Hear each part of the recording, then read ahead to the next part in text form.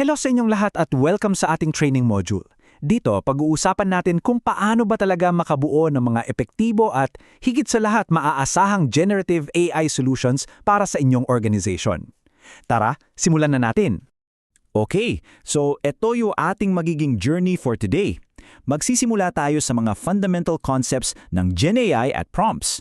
Dadaan tayo sa data and trust at titingnan din natin kung ano ang business value ng machine learning.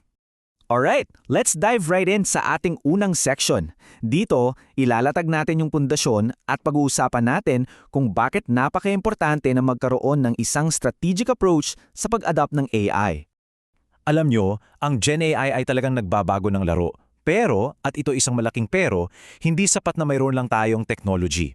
Ang tagumpay ay nangangailangan ng diskarte. Kailangan nating maging matalino sa paggamit ng prompts, sa pag-handle ng data, at syempre, sa pag-ensure ng security. Now, let's move to our second topic which is super crucial, prompt engineering. Ito, sa madaling salita, ay ang sining ng pakikipag-usap sa AI para makuha mo talaga yung resultang kailangan mo. So ano nga ba itong prompt na to? Well, simple lang, di ba? Ito yung instructions na binibigay mo sa AI. Isipin nyo, parang kayo yung director at ang AI yung inyong aktor. Kung anong sabihin ninyo, yun ang gagawin niya. Kaya dapat malinaw. At dito, kitang-kita talaga yung pagkakaiba. Kapag yung prompt mo, medyo sablay, ang resulta, irrelevant, minsan mali-mali pa, at sayang lang sa oras. Pero, kapag well-crafted yung prompt mo, grabe!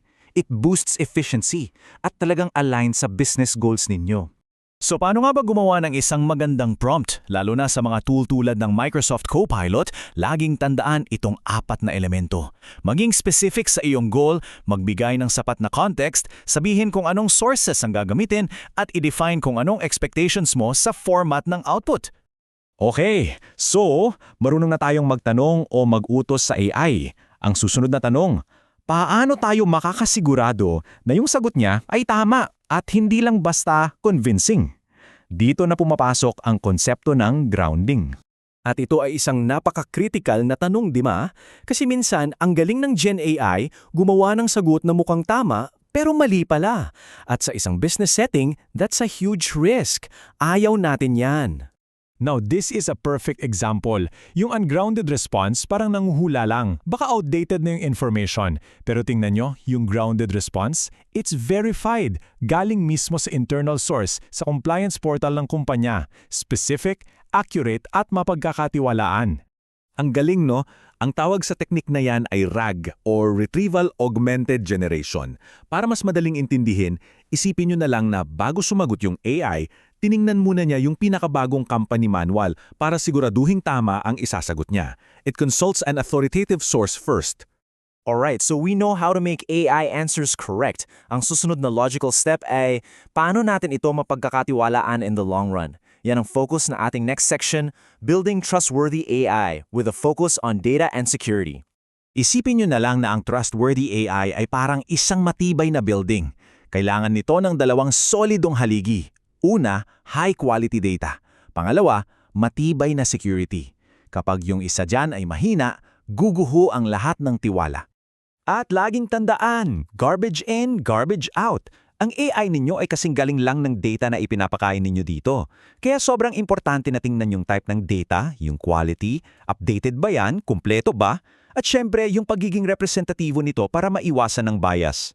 At itong mga data factors na ito, hindi lang sila mga technical details. Sila yung direktang sumusuporta sa mga core principles ng responsible AI para masigurong at ang systems natin ay fair, reliable, safe at accountable. Okay, so para ma-apply nyo to, hindi ito basta teorya lang. Ito yung mga actionable steps na kailangan ninyong gawin. Mag-implement ng data governance, i-vet yung mga vendors, regular na mag-audit, at syempre, i-train yung mga empleyado sa responsableng paggamit ng AI. Okay, malalim na yung napag-uusapan natin sa Gen AI. Pero teka, ang AI ecosystem ay hindi lang puro Gen AI. Pag-usapan naman natin ang isa pang napaka-powerful na tool, ang traditional machine learning o ML. Mahalagang alam natin kung kailan gagamitin ang bawat isa. Kung content creation ang usapan, tulad ng pag-draft ng reports o marketing content, dyan magaling si Gen AI. Pero kung prediction at pattern recognition naman ang kailangan, tulad ng pag-predict ng customer churn o pag-detect ng fraud, dyan naman aangat si machine learning. At ang machine learning, meron itong sariling proseso, yung tinatawag na life cycle. Isa itong cycle, hindi one-time thing. At take notes, bilang mga business leaders, may crucial role kayo sa bawat step niyan, mula sa pag-define ng task hanggang sa pag-evaluate ng resulta. Which leads us to a very important strategic question.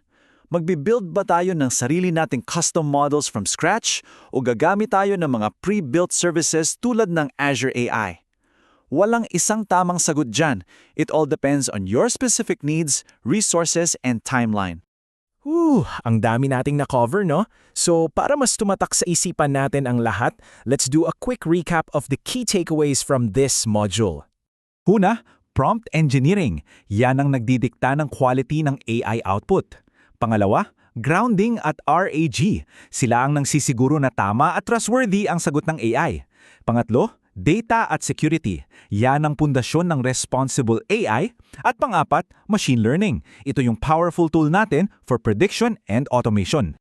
At ayan, sa pag-apply ng mga konseptong ito, mas magiging handa kayo na i-drive ang successful na AI adoption sa inyong organization. Maraming salamat sa pagsama ninyo sa aming training. At para sa mas marami pang ganitong kaalaman, huwag kalimutang i-follow ang DX Labs.